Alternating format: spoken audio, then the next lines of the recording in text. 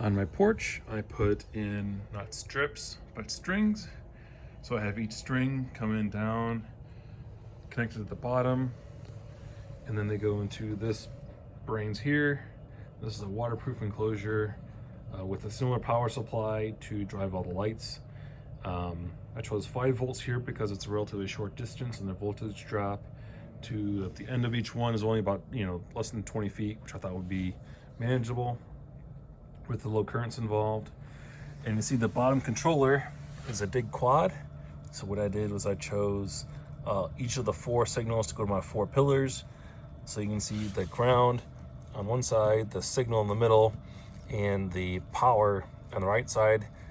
If you buy a dig quad, the benefit is these also come fused, so each line is protected from any kind of over voltage or over amperage and burning down the house. To build the box, this one's waterproof here. Then you need to buy the cable glands to go through the walls of the box.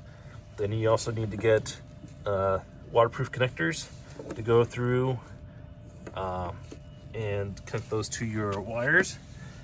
You need to then solder on the connector to the standard cable. This is 18 gauge 3-wire, so that it has the ground data and positive. You can see the heat shrink there. That's where you buy the pigtails on this black wire, solder them yourself. Then you come over here and need to solder them onto the strands, and then go from each one up. Here I put little small zip ties because these are temporary and will not be permanently installed. So here I'm able to just grab the box, got my little power line going to the wall, and then I hopefully should be done relatively quickly to tear up and tear down each year.